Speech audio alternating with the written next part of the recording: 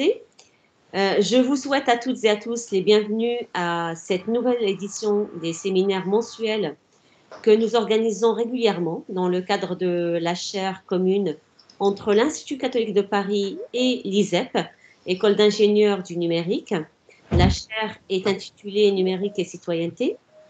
Cette chaire permet à nos deux établissements, l'ICP et l'ISEP, de croiser leurs compétences dans les domaines du numérique et des humanités afin d'étudier des défis sociétaux, des défis juridiques, éthiques, politiques ou encore économiques qui sont ou qui peuvent être soulevés par la révolution numérique.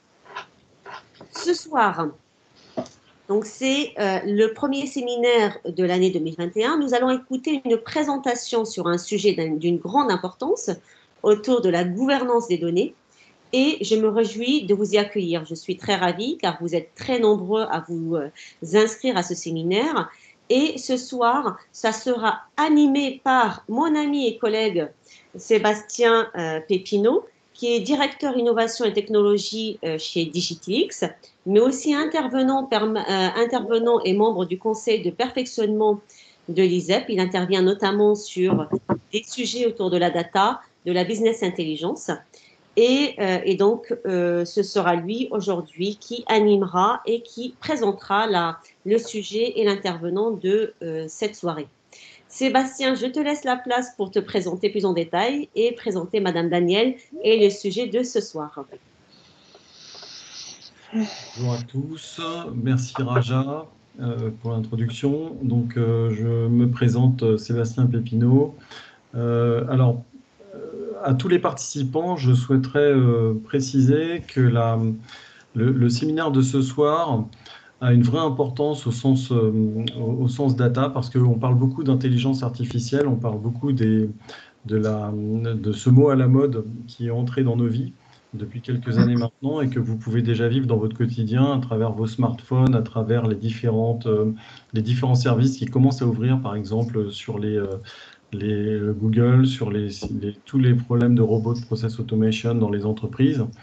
Ce qu'il faut savoir, c'est que cette partie ne peut fonctionner correctement que si les données qui permettent de faire fonctionner ces moteurs sont de qualité.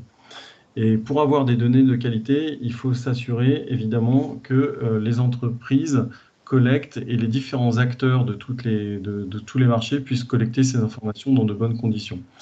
Et c'est dans cet esprit qu'on a souhaité faire intervenir dans cette présentation Chélémat Daniel, qui est une experte reconnue dans le monde professionnel, après une grande carrière dans le domaine du conseil et également chez un éditeur spécialisé dans la gouvernance des données. Et Chélémat nous a fait l'honneur de venir présenter ce soir les enjeux qui sont autour de la gouvernance des données à l'aune de l'intelligence artificielle. Donc merci à toi Chélémat pour avoir accepté de venir présenter cette session. Et à l'ensemble des acteurs qui viennent de se connecter, vous avez la possibilité de poser vos questions à travers le chat.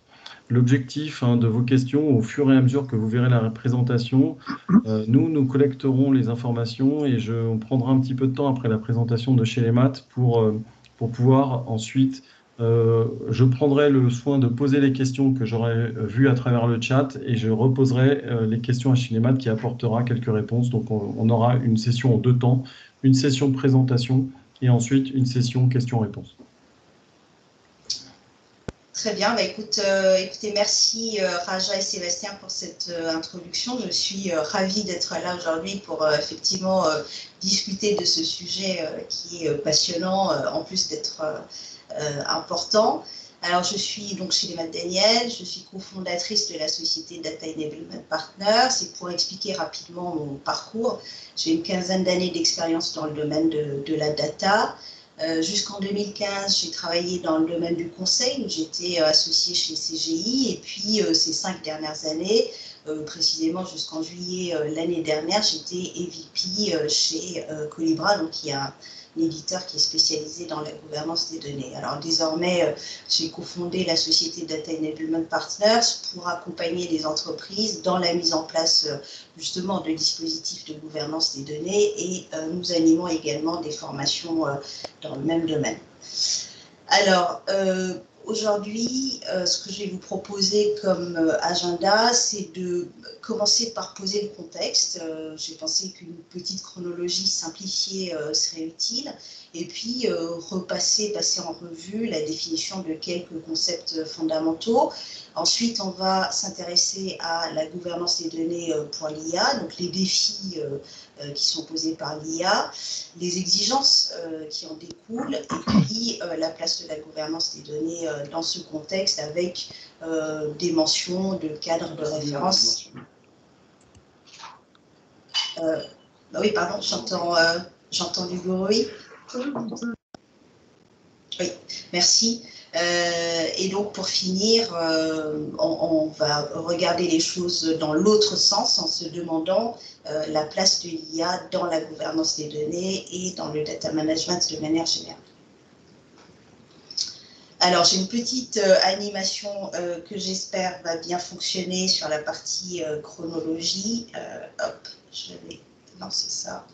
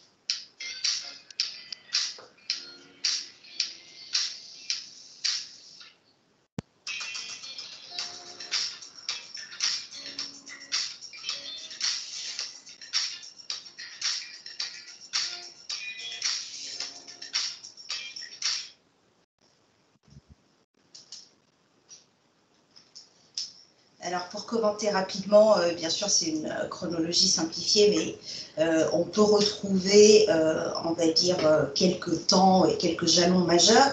Le début, évidemment, de l'intelligence artificielle, qui remonte autour des années 50. Puis ensuite, l'avènement des systèmes experts jusqu'aux années 70. Ensuite, l'hiver de l'IA, il y a eu finalement des déceptions qui ont été causées par l'espérance d'arriver tout de suite à une intelligence artificielle qui serait similaire à une intelligence humaine, et les recherches n'ont pas forcément abouti. Et donc, il y a une orientation plutôt vers le PC dans les années 80. Et puis, il y a des retours de vous.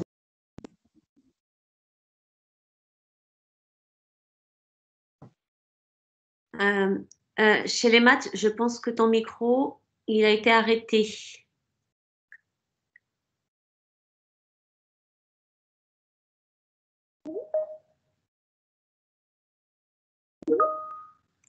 Non, il faut désactiver ton micro.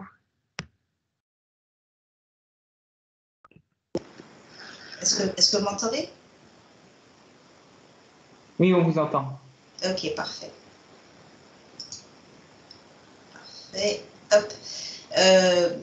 Et donc, le début de l'hiver de l'IA dans les années 70, et puis une nouvelle ère qui a commencé à la fin des années 90, avec en particulier l'IA Deep Blue d'IBM qui gagne au jeu d'échecs contre Kasparov. En tout cas, c'est une date qui a marqué l'inconscient collectif. Et puis, dans les années 2010, la reprise des recherches sur les réseaux neuronaux qui donnent finalement des résultats importants, notamment et avec l'amélioration des performances techniques, hein, la puissance de calcul, l'accès à des volumes massifs de données, la capacité de stockage, qui va aussi évidemment avec l'ère du big data. Hein. On reprécise que c'est dans les années 2000 qu'ont commencé Facebook, YouTube, les réseaux sociaux, tout ce qui est cloud, etc. Et puis donc à partir des années 2010, beaucoup de performances de cette nouvelle génération d'IA, si on peut dire ça comme ça, avec l'apprentissage automatique qui est au cœur des systèmes. Donc on va noter Watson qui bat les champions Jeopardy, l'IA de Google qui arrive à reconnaître des chats sur une vidéo déjà en 2012, AlphaGo de Google donc qui bat les champions du jeu de Go, qui est beaucoup plus complexe que le jeu d'échecs en fait, en tout cas qu'on a vu dans les années 90, puisque les possibilités sont des milliers de possibilités, donc d'une autre ampleur. Et donc c'est l'avènement finalement du deep learning et du machine learning en général.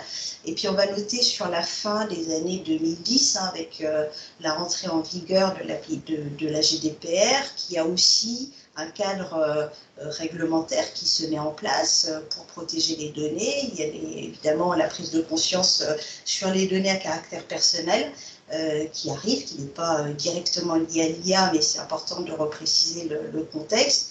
Et puis en 2019, le prix Turing est attribué donc aux chercheurs du deep learning et en particulier Yann Lequin, donc Yoshua Bengio et Geoffrey Hinton.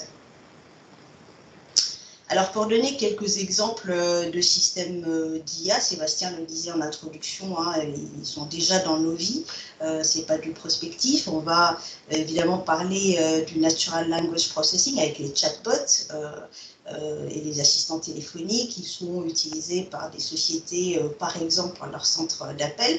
Il y a aussi les assistants personnels, hein, les Cortana, les Siri, les Google Home ou Alexa d'Amazon. Et puis dans le domaine de l'armée et des services de renseignement, le traitement automatique informatique du langage naturel permet par exemple la reconnaissance et l'interprétation de certains mots-clés en fonction du contexte et donner l'alerte le cas échéant. On va retrouver également des applications dans les diagnostics médicaux, puisque l'intelligence artificielle a fait des progrès énormes. Alors certains disent que ça équivaut désormais aux mêmes performances qu'un médecin, ou en tout cas voilà, qu'on atteint des niveaux similaires. On a également tout ce qui est reconnaissance d'images. On peut citer dans ce domaine Facebook qui arrive à traiter des centaines de millions de photos qui sont chargées sur la plateforme et il arrive à reconnaître et taguer chaque image en quelques secondes. De la même manière, alors c'est lié bien sûr à la reconnaissance faciale qui est active aux États-Unis. Donc le même Facebook arrive à taguer une personne à partir d'une image, en fait, reconnaître, faire le lien et la taguer. C'est pour l'instant pas actif en Europe. Et puis on a les reconnaissances vidéo qui sont utilisées pour identifier des scènes de violence ou de nudité, mais aussi des outils comme Talkwalker qui arrivent à analyser en temps réel des images, par exemple pour suivre l'impact d'une marque qui a été diffusée dans les réseaux sociaux. Alors, dans le domaine de la recherche, on va évidemment penser immédiatement à Google, qui a innové largement les capacités de recherche. Aujourd'hui, par exemple, avec Google Lens, on va pouvoir rechercher avec une photographie, donc retrouver l'équivalence. Et depuis peu, par exemple, pour les étudiants, ça peut être intéressant, on peut charger une image d'une équation mathématique et l'outil va identifier des formules mathématiques applicables et faire ressortir des vidéos ou des guides pas à pas pour les résoudre. Alors en cybersécurité, bien sûr, c'est aussi un domaine où l'IA est très active. Face à la complexité et au volume croissant des cyberattaques, l'intelligence artificielle va aider les analystes sécurité à identifier les menaces et à gérer la masse d'alerte. Et puis enfin, tout ce qui est robotique évidemment, qui existe aussi dans nos maisons, les robots domestiques, mais aussi évidemment industriels, les véhicules autonomes. Et d'ailleurs, dans ce domaine-là, évidemment, il y a des études qui projettent des impacts significatifs sur les emplois dans les prochaines décennies. Alors, pour les besoins de cette présentation, en fait, j'ai voulu simplifier, donc on est allé chercher des définitions qui sont destinées à des non-experts. Par exemple, oui. Pardon, je me permets de te couper, il semblerait qu'il y ait des gens qui ne voient pas le PPT. Ah. Moi, je le vois. Toi, tu le vois? Vous le voyez? Je crois que ça n'est pas tout le monde, moi je le vois très bien. D'accord. Alors, qu'est-ce que je peux faire? Non, tu continues, désolé. C'est un peu gênant, mais est-ce que je peux recommencer éventuellement? Arrêter et essayer de reprojeter? Non, reprojette. Okay.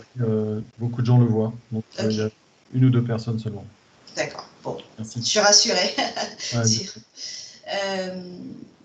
Donc je disais effectivement, quand c'était appuyé sur des définitions qui sont destinées à des non-experts, et je vous recommande dans ce domaine d'aller chercher les publications du groupe d'expertise de haut niveau, donc le GEN, qui a été mandaté par la Commission européenne, par l'Union européenne. Et donc la façon dont on peut définir l'IA à un très très grand niveau et de manière hyper macro, c'est de se dire que finalement, on va avoir 3 grandes capacités dans un système d'IA. On va avoir une capacité de perception, donc ce sont les techniques qui permettent au système de percevoir, au sens, c'est bien percevoir, puisqu'il y a tout un tas de mécanismes qui sont mis en place, mais l'idée c'est de dire, on peut utiliser ce qu'on perçoit de l'environnement, donc soit capté directement par des capteurs matériels ou logiciels, donc des photos, des vidéos, des relevés de température, des logs informatiques. La collecte donc, peut se faire de manière automatique, ou alors une collecte qui est faite via des bases de données qui sont constituées au fil du temps et dans lesquelles il y aurait des saisies manuelles, par exemple, qui est bien sûr un cas extrêmement typique. Donc ça, c'est la partie collecte et finalement première analyse des informations. Ensuite, il y a le système central en fait de l'IA, bien sûr, qui va consister à transformer les données en informations, donc ce qu'on a réussi à collecter, et puis à appliquer un raisonnement à ces connaissances pour traiter ces informations et produire, par exemple, un modèle pour décider de la meilleure action à prendre. Et puis enfin, il y a le temps de l'action, donc avec le système ou les capacités d'actionnement. Il s'agit là donc de prendre une action qui est liée à la décision, donc par exemple la réponse d'un chatbot ou alors une recommandation qui est présentée à un utilisateur. Alors, si on peut structurer en passant des capacités, essayer de structurer les grandes disciplines de l'IA, et là aussi on est assez macro, on va avoir tout un domaine de connaissances autour du raisonnement, donc le raisonnement qui est d'une part la représentation des connaissances pour transformer les données en informations, d'autre part la partie recherche et optimisation, donc on recherche et sur l'éventail de solutions possibles, il faut qu'on arrive à optimiser pour arriver à résoudre le problème, et puis enfin tout ce qui va relever de la planification et de la programmation pour justement trouver une solution. Ensuite, on va avoir le domaine de l'apprentissage automatique, qui est le domaine qui va nous intéresser particulièrement pour notre présentation aujourd'hui. On va avoir 3 formes d'apprentissage. Le premier, donc, qui est l'apprentissage supervisé. On va être dans un contexte où on fournit au système un ensemble d'exemples. Donc, plutôt que de finalement programmer le système en lui donnant des axiomes et en donnant de la déduction, on n'est plus dans une logique déductive et d'inférence, on est dans un contexte où on va présenter des exemples au système et le laisser découvrir les règles par lui-même de manière à ce qu'il puisse aboutir à une généralisation. Donc, on n'est pas maître des règles comment dire, des conséquences et du raisonnement. On présente des exemples et ensuite on ajuste les paramètres du système en fonction des résultats produits pour se rapprocher au mieux de la cible. Et donc, au bout du process, le système est capable de faire une généralisation et à faire le bon choix dans des situations qui n'ont pas été présentées dans les exemples et qui pourraient être rencontrées dans le futur. Et ensuite, on a l'apprentissage par renforcement. Donc, dans cette approche, l'idée, c'est un peu la technique de la carotte. On va laisser faire le système et puis, à chaque fois qu'il trouve la bonne réponse, on va lui donner une récompense ou voilà, le bon point, le mauvais point, en fonction de la décision que le système aura prise. Donc cette approche est par exemple utilisée dans les systèmes de recommandation, des recommandations en ligne ou encore dans les techniques de marketing. Puis enfin, il y a l'apprentissage non supervisé qui correspond finalement à l'apprentissage humain ou animal. On apprend à partir de nos expériences, de nos observations et puis on développe un sens commun. On sait faire des prévisions simples sur ce qui va se passer dans un futur proche. Par exemple, si quelqu'un l'a dit, je vais quitter ce webinaire, ne quittez pas le webinaire s'il vous plaît, mais c'est un exemple. Si quelqu'un dit ça, ben on va tous comprendre que la personne se prévoit de se déconnecter de Teams et passer à une autre activité. On va exclure la possibilité que la personne puisse se volatiliser, etc. Il peut y avoir tout un tas de possibilités, en tout cas que la machine ne peut pas apprendre, en tout cas qu'il faut apprendre à la machine. On va dire. Donc cette forme d'apprentissage est encore au stade de recherche et elle est loin de fournir des résultats intéressants. Et puis la dernière catégorie va regrouper tout ce qui est Natural Language Processing, robotique, etc., qui ne sont pas tout à fait notre sujet d'aujourd'hui. Donc, si on fait un zoom sur l'apprentissage supervisé, qui est le système le plus utilisé, donc on l'a rappelé hein, sur la base d'exemples importants, on va permettre au système de trouver les corrélations et d'arriver à généraliser. Un sous-ensemble de cet apprentissage supervisé, ce sont les réseaux neuronaux, donc qui sont très souvent utilisés pour la reconnaissance d'images, de la voix, etc. Donc l'intérêt finalement de ce système, c'est bien de l'utiliser dans des contextes où le contour du problème est mal défini. C'est-à-dire qu'on n'est pas obligé d'expliquer à la machine comment reconnaître une image, comment reconnaître un animal, en quoi il est différent de tel autre animal.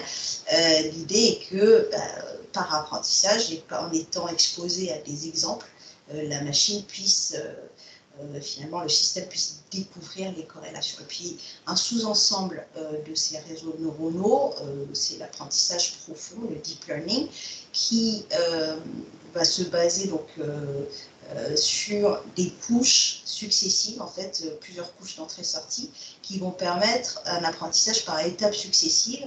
Et donc, on a une approche très précise, en tout cas plus précise, et moins dépendante des instructions données par l'être humain. Alors, rappeler quelques limitations techniques actuelles de l'IA. D'abord, le fonctionnement théorique du deep learning n'est pas connu. Alors, on constate les résultats extrêmement intéressants de cette technique, mais on ne sait pas l'expliquer, on ne sait pas pourquoi. On voit que les réseaux fonctionnent bien, mais on n'a pas l'explication théorique, comme je le disais. D'autre part, on ne sait pas intégrer les différentes techniques, donc il n'y a pas d'intégration entre les techniques d'apprentissage profond et les techniques de raisonnement. Donc c'est deux domaines qui évoluent de manière séparée, en tout cas pour l'instant. Et puis, au sein même des techniques d'apprentissage, la technique de l'apprentissage supervisé est différente et fonctionne de manière non intégrée à la technique par renforcement. Et puis également, la technique non supervisée est aussi séparée. Alors, on va arriver maintenant sur le sujet de quelle est la place de la gouvernance dans tout ça. Et donc commencer d'abord par pourquoi la gouvernance en fait. Donc l'intelligence artificielle est très intéressante, elle permet de faire beaucoup de choses, mais on a quand même constaté quelques anomalies, en tout cas on a identifié un certain nombre de risques. Les premiers ensembles de problèmes sont les problèmes liés aux données. des biais qui sont introduits par les données. Et puis, deuxième catégorie, c'est tout ce qui est du fait de la boîte noire. Donc, on le disait tout à l'heure sur le deep learning, par exemple, on ne sait pas expliquer pourquoi, on n'a pas l'explicabilité des systèmes. Donc, sur ce dernier point, ça peut poser un problème lorsque on est face à des applications qui peuvent, il peut y avoir des risques d'atteinte aux droits des personnes. Et puis, on va laisser ça un petit peu de côté parce que notre sujet est plutôt lié aux données elles-mêmes. Et donc, dire qu'il y a un ensemble de biais qui sont connus par les statisticiens, c'est pas tout à fait nouveau. On doit aussi dire évidemment que les décisions prises par des humains ne sont pas à l'abri d'erreurs et de biais, c'est des choses qui existent déjà dans la société. Mais lorsqu'il s'agit d'un système d'IA, évidemment, les mêmes biais vont avoir des conséquences et des effets bien plus importants, avec des conséquences parfois très lourdes. Si on regarde un petit peu dans les années précédentes, en tout cas dans les mois précédents, des exemples de dérapage ou de dérive, on va trouver dans le biais historique, par exemple, l'exemple d'Amazon, qui avait mis en place un système de recrutement, et on s'est rendu compte que ce système favorisait des candidats hommes par rapport à des candidates femmes, pour la simple raison que les postes techniques avaient été historiquement occupés par des hommes. Donc, dans les données, évidemment, pas trop d'exemples de femmes peut-être qui ont occupé ces postes-là. Et donc, il y a eu finalement le système qui était arrêté parce qu'il n'était évidemment pas performant dans la vraie vie, on va dire. Voilà. L'autre biais qui a, en tout cas sur lequel il a été beaucoup débattu ces derniers mois, c'est le biais de représentation, et avec un exemple de la reconnaissance faciale. Donc, il y a des chercheurs qui ont fait des tests et qui se sont rendus compte que le système de reconnaissance faciale était beaucoup plus performant sur une population d'hommes blancs par rapport à d'autres populations, par exemple. Ceci parce que l'échantillonnage peut-être n'était pas représentatif de toutes les catégories. Alors il y a d'autres, alors ça c'est évidemment des exemples marquants parce qu'ils ont été dans le domaine public, mais les mêmes biais évidemment peuvent être présents dans des situations très classiques où on va chercher à identifier par exemple le taux de churn. Si on n'arrive pas à échantillonner les différentes populations, on va arriver à des performances qui sont très variables parce que on s'est focalisé sur telle ou telle catégorie de clients. Je peut-être finir sur le biais d'omission également, qui est un biais qui peut être représentatif, c'est la variable qui manque. On a,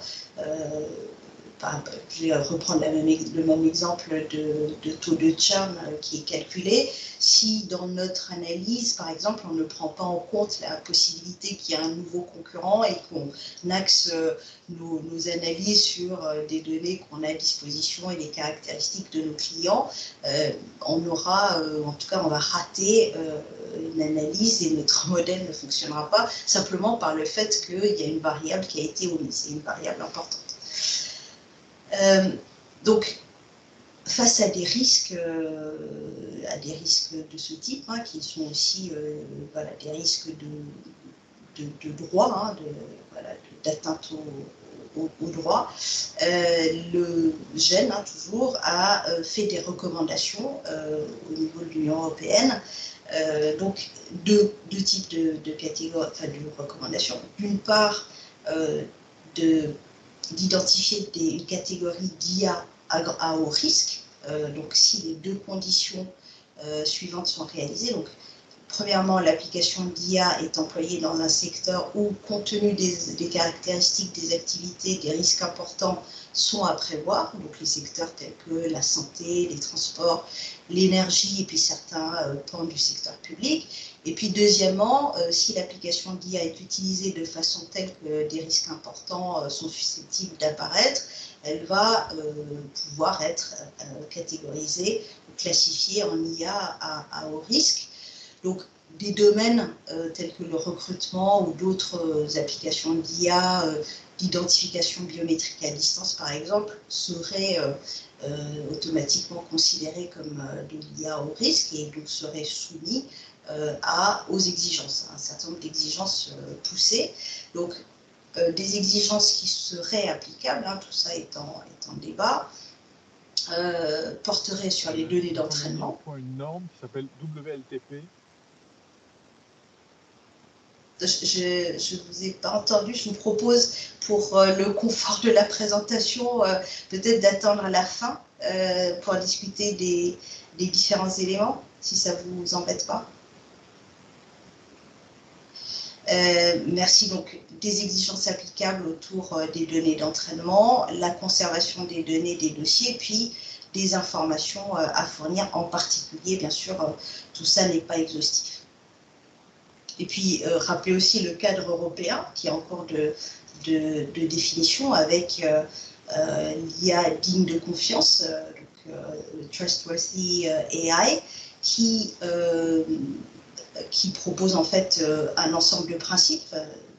Une IA, pour être digne de confiance, devrait respecter 4 principes éthiques et puis des exigences telles que, alors ce qui va nous intéresser là aussi, mon but n'est pas d'être exhaustif hein, sur le sujet, c'est simplement d'amener à la gouvernance des données en vous présentant le contexte général de ce qui est en train de se définir autour de l'IA.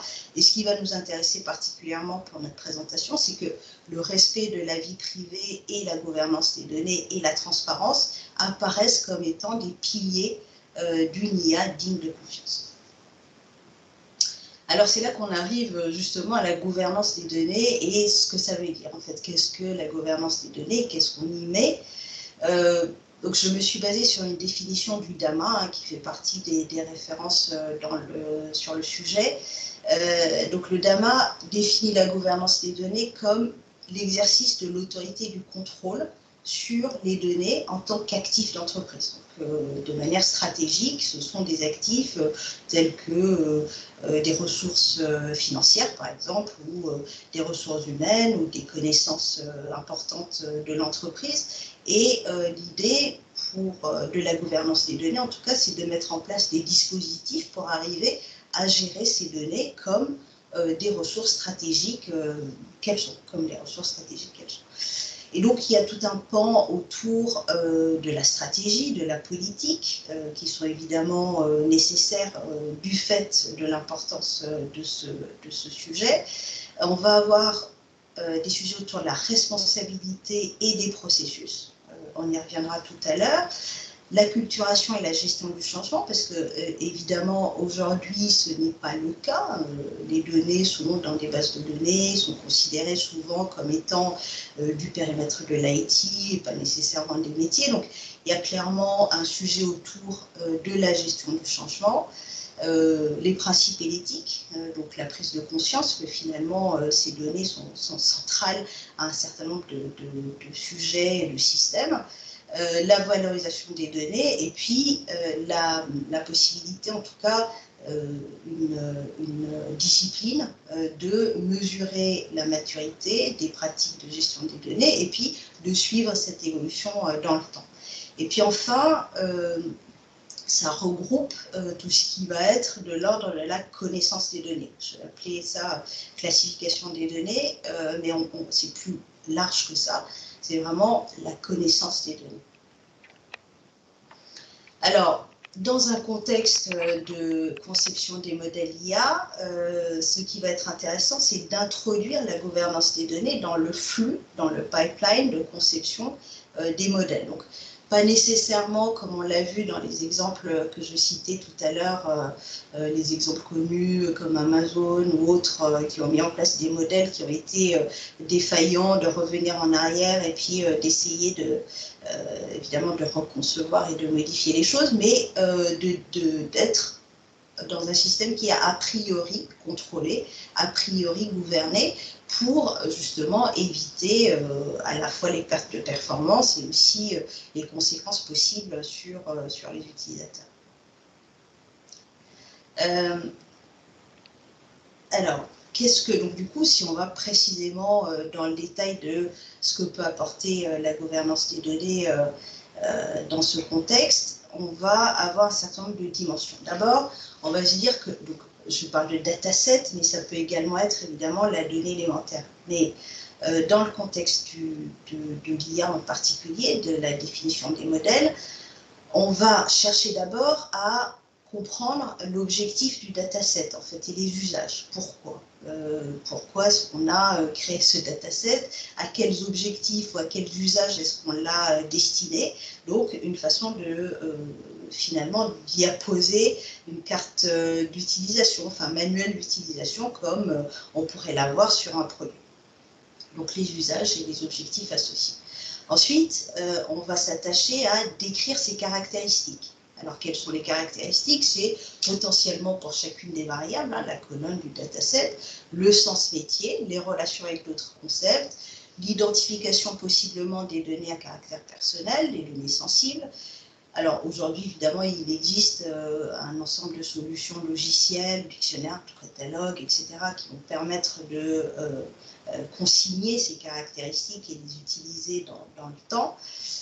On va aussi avoir la notion de responsabilité ou de propriété. Alors, si on vient au vocabulaire, enfin en tout cas d'entreprise, on va retrouver par exemple autour de ça des notions de data owner, de data steward, de data analyst, d'administration, bref, on peut l'appeler comme on le souhaite, mais l'idée est d'identifier finalement les équipes qui sont en charge de la création et l'acquisition du dataset, de son administration, et puis de mettre évidemment une responsabilisation finalement autour de la qualité des données qui sont produites. Alors on va également chercher à connaître, identifier les processus. Quels sont les processus de collecte, de pré-traitement, d'utilisation, de distribution, de maintenance, également les processus de revue et de validation. On peut tout à fait, dans certains cas, s'autoriser des biais. La donnée, il y a des biais d'omission, par exemple. On n'a pas de valeur sur tel type de dataset, mais on l'accepte. Mais dans ces cas-là, il faut peut-être un processus de revue et de validation qui va nous permettre d'être serein dans l'utilisation, en tout cas d'être sûr que ça a été vu et accepté. Et puis ensuite, dans les dimensions un peu plus techniques de la donnée, on va s'intéresser à la provenance et au lignage. Donc, la description du chemin de production du dataset et de ses variables. Ça peut être intéressant de savoir où a été collectée cette donnée, le chemin qu'elle a suivi, les transformations qu'elle a suivies. Son profiling, donc là, c'est des statistiques simples des variables du dataset. Min, max, fréquence, médiane, variance. Sa qualité, là on rentre un peu plus dans le détail de la conformité aux normes, donc des dimensions telles que la complétude, la fraîcheur, et puis la conformité à certaines règles. Et puis enfin, son échantillonnage. Pour certains datasets qui sont issus d'un échantillonnage, peut-être décrire les techniques qui sont utilisées, probabilistes, déterministes, etc.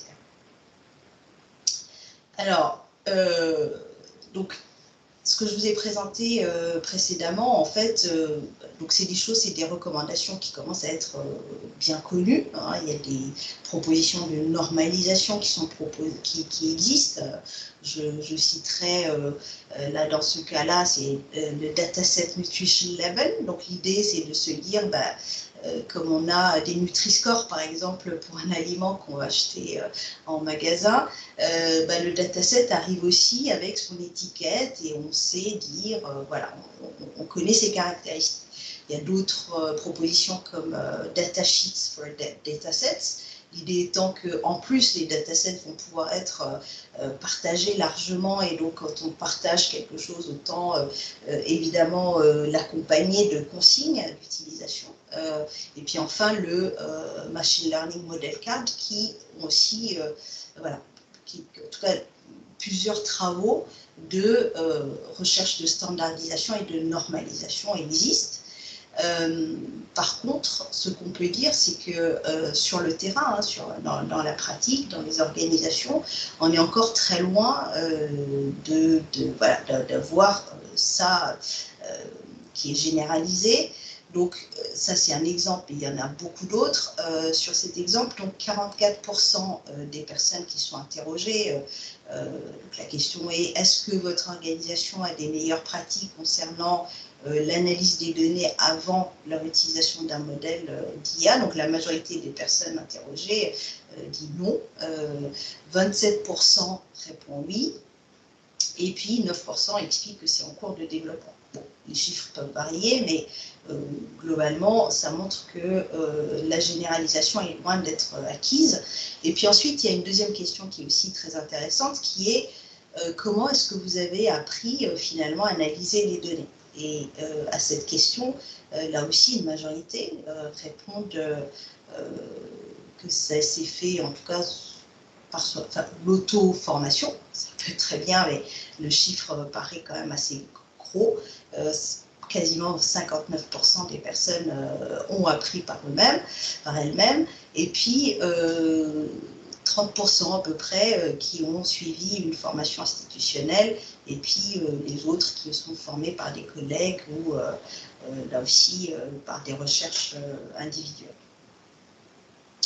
Donc en synthèse sur cette partie, ce que je voudrais dire, c'est que le rôle de la gouvernance des données est finalement accepté. Hein. On voit que l'Union européenne l'a mis dans ses exigences.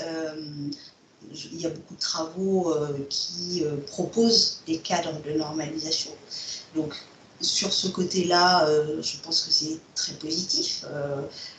Maintenant, le sujet important pour les mois qui suivent et les années qui suivent, c'est d'arriver à finalement normaliser et généraliser les pratiques, puisque voilà, on est loin de mettre en place les pratiques qui sont recommandées. Alors pour finir, je voudrais inverser un petit peu le regard en nous posant la question de oui, mais est-ce que l'IA peut aider, puisqu'on voit qu'on est un peu loin sur les pratiques, est-ce que l'IA peut aider à accélérer justement la pratique de gouvernance des données? Et donc, peut-être poser le problème de la gouvernance des données aujourd'hui, quel est le contexte? Donc, d'une part, on est face à une multiplicité des sources. Donc, si on voit le contexte des entreprises avec lesquelles on travaille aujourd'hui, pour une même donnée, on peut être amené à avoir une dizaine, voire des centaines de sources. Donc, il y a une multiplicité importante et ça peut s'accélérer. On a des formats variables, du structuré, du non structuré, du semi-structuré. On a des lieux de stockage de plus en plus distribués, avec finalement l'avènement du cloud. On va avoir voilà, des sources qui sont on-premise, d'autres qui sont en cloud, d'autres qui sont chez les partenaires. Et puis on a bien sûr un manque de documentation important, on en parlait tout à l'heure, des dictionnaires de données, des catalogues, la description du sens des données, la notion de mots-clés ou de tag qui peut être généralisée, et aussi des lignages, donc un manque flagrant de connaissances sur les données. On a également des défauts de qualité, défauts de normalisation, absence de valeur, valeur erronée, surtout évidemment sur les données qui sont saisies manuellement et qui sont issues de bases de données historiques. Ensuite, sur la partie rôle et responsabilité, il n'est pas rare de constater que, et aussi sur les processus d'ailleurs, que les responsabilités et les processus autour des données ne sont pas définis ou sont mal définis, et donc on est face effectivement à un certain nombre de challenges. Alors, pour poser un peu des chiffres, là c'est issu d'une étude d'IDC. 53% du temps passé aujourd'hui en data management et sur du temps de recherche et de préparation. Alors, les chiffres peuvent varier et donc tout ça c'est au détriment finalement de l'analyse et de la gouvernance. Beaucoup finalement d'approches ad hoc qui n'est pas structurée et institutionnalisée, qui va prendre beaucoup de temps. Et dans le même temps, on a un accroissement du volume des données. dans les prochaines années. Alors là aussi, les projections peuvent varier, mais IDC prévoit par exemple un accroissement de 33% par an jusqu'en 2025. Donc ça veut dire que les problèmes qu'on a aujourd'hui vont aller en s'empirant. Si on perd du temps déjà, on a des problèmes d'efficacité, avec le volume, voilà, notre problème va s'agrandir. Et puis enfin, le constat que le nombre d'interactions par personne connectée par jour va se multiplier par 3 d'ici à 2025, ce qui veut dire qu'on est, ça, je pense qu'on le sait tous, on devient de plus en plus attaché au digital, ou en tout cas dépendant du digital.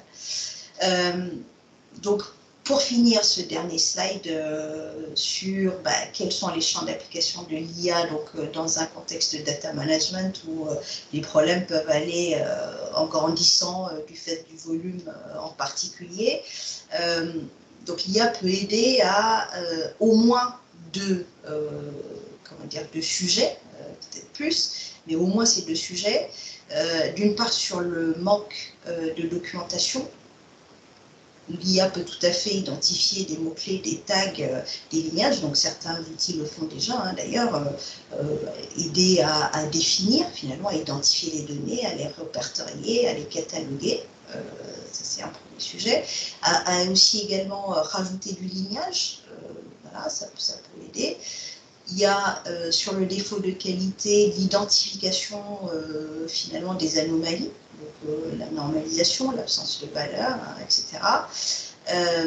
Et donc ce qui va nous permettre peut-être d'alléger un certain nombre de travaux en les automatisant et s'attacher du coup à traiter des problèmes qui sont plus de l'ordre de l'organisation, des rôles, des processus, etc.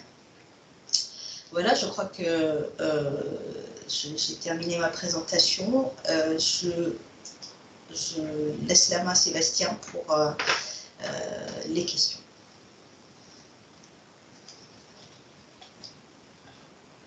Alors, merci beaucoup Chélémat. Alors, pour démarrer, j'ai une première question pour toi. La question, en fait, est la suivante. Où c'est qu'on peut trouver l'ensemble des normes et des références concernant l'IA et la gouvernance des données? C'est une bonne question. Alors, il y a des travaux, donc j'ai commencé peut-être par l'IA, les références que j'ai citées comme Data Nutrition Label ou Datasheet for Dataset sont des travaux universitaires, donc ils ne sont pas encore industrialisés. Donc, ce qui montre qu'on est quand même, on va dire, assez tôt dans le process. Donc, il n'y a pas de normes ISO, en tout cas à ma connaissance, aujourd'hui. Donc, c'est encore, mais en cherchant dans des travaux universitaires, vous pourrez en trouver. Moi, je partagerai cette présentation et je vous mettrai quelques références. Ça, c'est pour la gouvernance de l'IA. Pour la gouvernance des données, moi, je recommanderais, en tout cas en termes de normes industrielles, c'est pas vraiment une norme, mais c'est assez développé pour s'y appuyer sereinement. Je recommanderais le DAMA, donc c'est le Data Management Association, et il y a un livre qui s'appelle le DM Book, donc Body of Knowledge, DAMA Body of Knowledge, qui fait 600 pages, mais qui est considéré comme l'une des références dans le data management. Alors, j'ai une deuxième remarque et ou question. Alors, je la trouve intéressante parce qu'elle associe le terme concept data, la traduction data au sens, en français, au sens de données et au sens d'information. En fait, la personne nous indique que ce que l'on cherche à gouverner, d'après lui, c'est l'information et non le soubassement de cette information qui est la donnée et qui n'est pas forcément toujours porteuse de sens, données techniques, transcodage ou autres éléments. Donc la question pour toi, Chélémat, à quel moment une donnée doit-elle faire l'objet d'une gouvernance spécifique? Alors c'est très intéressant parce que en réalité, le découpage n'est pas aussi simple. C'est-à-dire que oui, certes, il peut y avoir des données techniques qui ne nécessitent pas qu'on y prête attention, mais il y a des données élémentaires comme l'identification client, par exemple. L'ID client, c'est une colonne dans une table. Et pourtant, ça nécessite un effort de gouvernance important parce que sur la base de cette information, il y a tout un tas de process qui tournent, il y a des rapprochements, il y a des calculs, il y a tout un tas de choses qui peuvent tourner sur cette simple variable qui est l'identifiant client. Donc la question de, en fait, moi je traduirais la question en quelles sont les données importantes à gouverner. En fait. Et ça, c'est essentiel parce que, effectivement, les entreprises ont des milliers de données et il faut prioriser. Et la réponse, la dimension de priorisation n'est pas tellement la granularité de la donnée. C'est pas je gouverne une table et pas une colonne ou voilà. C'est plutôt l'impact sur le métier de l'entreprise. Donc, je vous donnais l'exemple de l'ID client. Je peux avoir l'adresse qui peut être une information très importante ou une donnée très importante à gouverner, etc. Donc, la réflexion, c'est vraiment quel est l'impact de cette donnée. Donc, c'est plutôt par finalité qu'il faut raisonner plutôt que par catégorie ou par typologie. C'est par finalité et par impact. Quel est son impact sur mes processus ? Quel est son impact sur ma stratégie d'entreprise. Et donc d'ailleurs, nous, ce qu'on recommande, c'est toujours de partir de la stratégie qui va elle-même être découlée en, on va dire, des grands domaines. Donc on va isoler des grands domaines qui sont importants et au sein de ces domaines, on va trouver des données qui sont clés, etc. etc. Voilà, donc je vais m'arrêter là parce que je pourrais continuer. Non, non, c'est une très bonne réponse. Pour le moment, je n'ai pas d'autres questions. Si vous souhaitez encore poser des questions, n'hésitez pas à les écrire dans le chat et je vais les relayer. Je vous laisse encore 1 ou 2 minutes.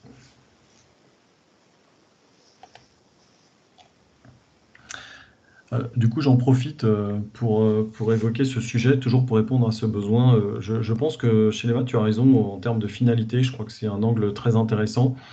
Et c'est aussi ce qui va permettre de faire la jointure entre les métiers, les directions métiers et business, et aussi également les acteurs de la chaîne informatique pour, entre guillemets, s'assurer que la donnée soit bien tracée. Un autre point qui peut rentrer en ligne de compte en termes de finalité, c'est la sécurité de la donnée.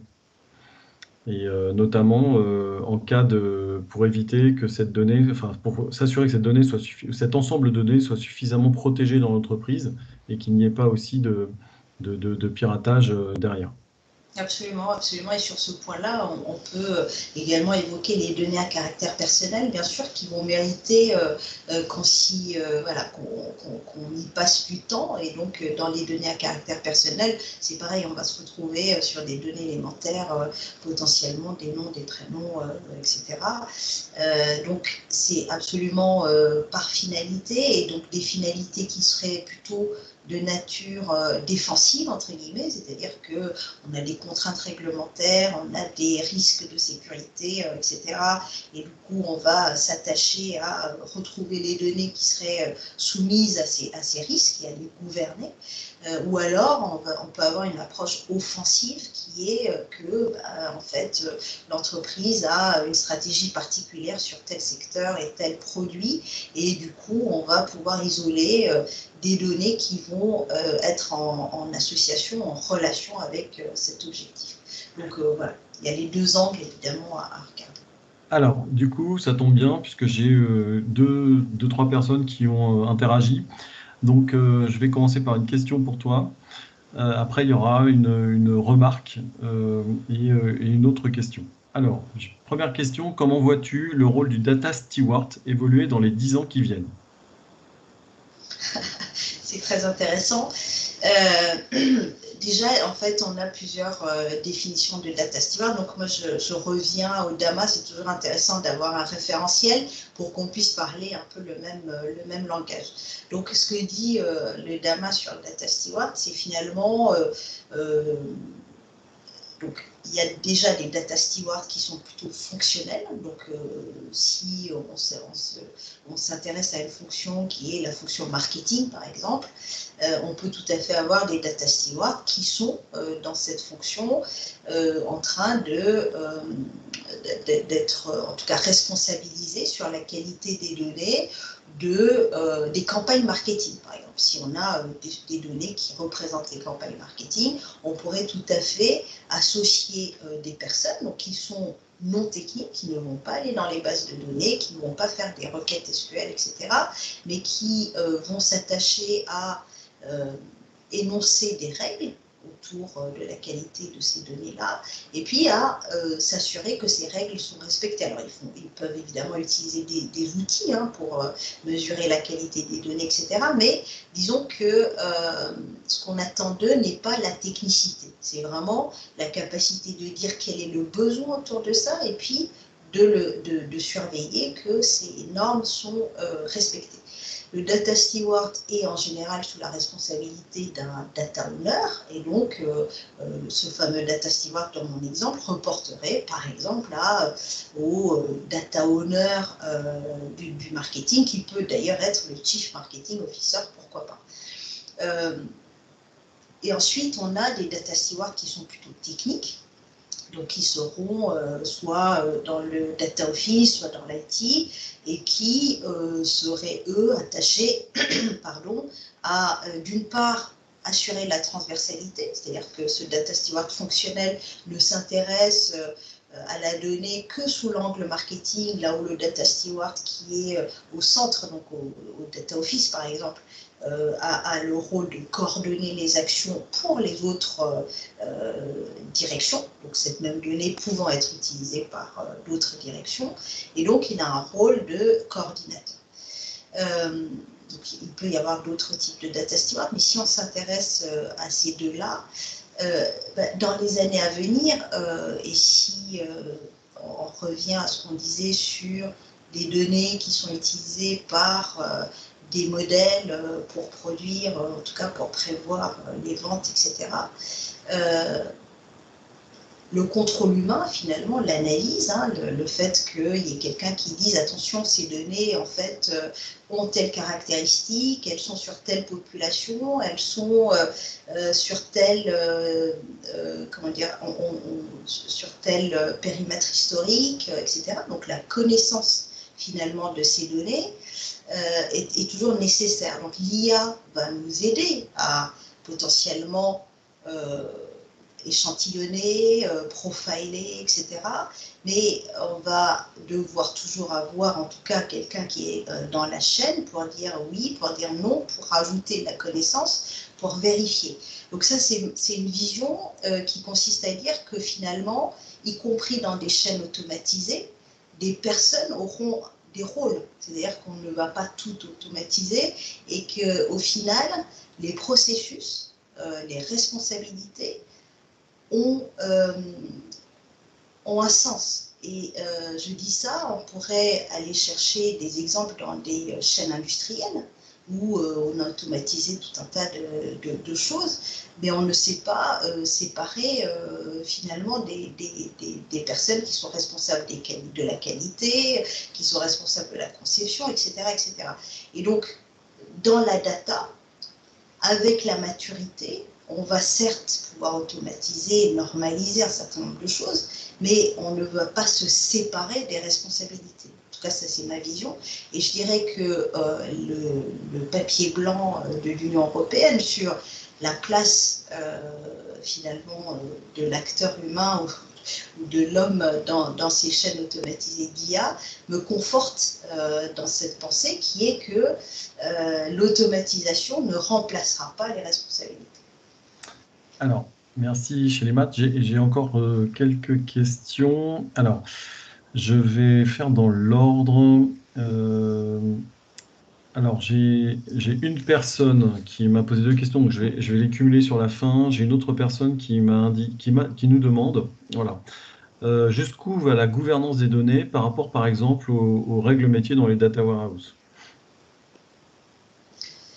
Les règles métiers dans les data warehouse, sont utilisées, en tout cas si je comprends bien la question, pourrait être utilisée pour la qualité des données, par exemple. Donc j'ai une règle métier qui va me dire que telle donnée doit avoir cette forme ou doit être enseignée avec telle valeur, etc. Enfin, je l'interprète comme ça. Et donc c'est une règle de qualité. Et finalement, il y a bien un domaine dans le data management qui est la qualité des données, donc ça relève de ce domaine-là. Simplement, la gouvernance des données s'appuie de manière très importante sur la qualité des données. C'est, on appelle ça l'oversight en anglais, mais en gros, c'est le niveau au-dessus qui supervise et qui va finalement relever les compteurs du module de qualité de données ou du domaine de qualité de données. Donc les deux sont liés avec une relation qui est que la gouvernance des données est au-dessus et va prendre les inputs de la qualité des données. Alors, j'ai une autre question qui concerne alors, c'est plus quand on est dans une entreprise et pour demander des données, pour faire des tests, des analyses ou des statistiques, qui est supposé être le point focal, c'est-à-dire la personne de référence? Ouais, ça c'est très intéressant. Et là, on est en plein dans la gouvernance des données. On rejoint un peu les questions tout à l'heure de responsabilité, en fait. Alors, il y a plusieurs écoles, mais le sujet ici, c'est de retrouver finalement les ownerships. Donc, si je vous décris un workflow standard et simplifié, parce que c'est peut-être pas possible dans toutes les entreprises, mais de se dire que ben voilà, sur le marketing, j'ai identifié le data owner, donc c'est le Chief Marketing Officer, puisqu'il y a des données du marketing qui sont produites par les processus de la fonction. Sous le data owner, du coup, on va avoir des data managers, donc qui sont finalement des bras opérationnels du Chief Marketing Officer. Et comme finalement n'importe quelle ressource de l'entreprise, dès lors que j'ai une responsabilité sur un domaine, je suis sollicité lorsque il y a des besoins autour de ce qui est de mon périmètre. Et donc, on peut tout à fait envisager, ça c'est un workflow, comme je le disais, idéal, c'est de se dire, j'ai besoin de données marketing, je sollicite le data manager qui a la responsabilité de ces données en question pour expliquer mon besoin et obtenir son autorisation. Ça, c'est dans le sens, on va dire, c'est ad hoc quand même, parce que c'est pas quand j'en ai besoin que je vais trouver le responsable et je vais lui demander l'autorisation. On peut imaginer un cas qui est peut-être plus avancé, qui consiste à dire que finalement, les données, donc les datasets en question sont documentés avec les usages qui sont, en tout cas les usages qui ont été imaginés. Et en tant que data scientist ou data analyst, j'ai accès à un répertoire, un catalogue de datasets que je peux utiliser avec les objectifs qui sont définis. Donc, il y a le a priori, quelque chose qui est structuré, qui est mis à disposition, ou alors a posteriori, qui consiste à dire, en fait, et ça peut arriver d'ailleurs, il peut ne pas y avoir toutes les données dont j'ai besoin, et donc un processus qui me permet d'aller chercher la bonne personne en responsabilité, qui me donne l'accès à tel ou tel dataset. Alors, j'ai une remarque et une question d'une même personne. Alors, la remarque, c'est les données à gouverner sont de toute façon des données ayant une valeur ajoutée pour l'entreprise, dans le but d'assurer un impact positif et d'éviter, et surtout les données qui soumettent l'entreprise à des amendes potentielles pour non-conformité, et le but étant de limiter l'impact négatif. De cette même personne, est-ce que tu as du coup des exemples de ROI court terme générés par les entreprises par la gouvernance des données? Oui, alors, remarque, si je reviens à la remarque, en fait, je suis d'accord avec cette remarque, mais elle est concentrée sur l'aspect défensif. Et d'ailleurs, c'est le plus facile à justifier, et on verra que la plupart des programmes de gouvernance des données dans les grandes entreprises ont commencé par l'aspect défensif. Dans les banques, c'est BCBS 239 ou Solvabilité 2. Plus récemment, c'est GDPR. Parce que je risque des amendes, il faut que je mette sous contrôle un certain nombre de données dites sensibles. Donc là-dessus, le ROI, j'allais dire, est vite justifié parce qu'on va mettre en face les amendes possibles. Alors je donnerai un chiffre, même si ce n'est pas applicable aux entreprises traditionnelles, mais on peut citer l'amende de 50 millions d'euros qui a été infligée par la CNIL à Google. Donc on peut dire que les entreprises risquent des amendes si elles ne gèrent pas les données à caractère personnel correctement, même si ce n'est pas tout à fait applicable tel que. Bon. Après, il y a l'aspect offensif, c'est-à-dire qu'avec la data science, avec l'IA, je vais arriver à identifier de nouveaux marchés, gagner en efficacité, etc. Cet aspect-là est toujours le plus difficile à démontrer parce que, on va dire, le point essentiel qui est souvent le gain en efficacité suppose qu'on ait des mesures de l'état actuel. Donc tout à l'heure, je vous montrais des chiffres d'IDC sur 53% du temps passé à refaire les mêmes choses. Globalement, je retravaille les données, je les renettoie une fois et puis je vais recommencer pour mon prochain modèle. Donc, on n'a pas de mesures existantes. En tout cas, c'est difficile à faire. C'est possible, mais c'est souvent difficile à faire. Donc le ROI, en fait, consisterait à prendre les mesures de l'état actuel, en termes d'efficacité en particulier, et de finalement mesurer ou de projeter sur les gains en efficacité qu'on peut avoir, parce qu'on ne refait pas la même chose 10 fois, qu'on capitalise, qu'on retrouve rapidement le dataset dont on a besoin sur la question précédente, etc. etc. Efficacité, c'est un vrai sujet pour les ROI. Autre point possible, c'est la création de nouvelles valeurs. Si j'arrive à détecter de nouvelles possibilités, parce que en recroisant des données du marché, etc., j'identifie un secteur que je n'ai pas encore adressé, ça c'est de la nouvelle valeur. Là aussi c'est possible, donc théoriquement c'est possible. Maintenant, voilà, il faut le faire. Donc la réponse... répondre simplement à votre question, oui, il y a tout un tas de possibilités pour calculer des ROI. Le plus simple, c'est tout ce qui est amende. En tout cas, historiquement, c'est ce qu'on a fait. L'efficacité est aussi un autre point important. Et puis, pour la création de valeur, c'est aussi des choses qui se font. Voilà. Mais après, savoir que ce n'est pas toujours simple.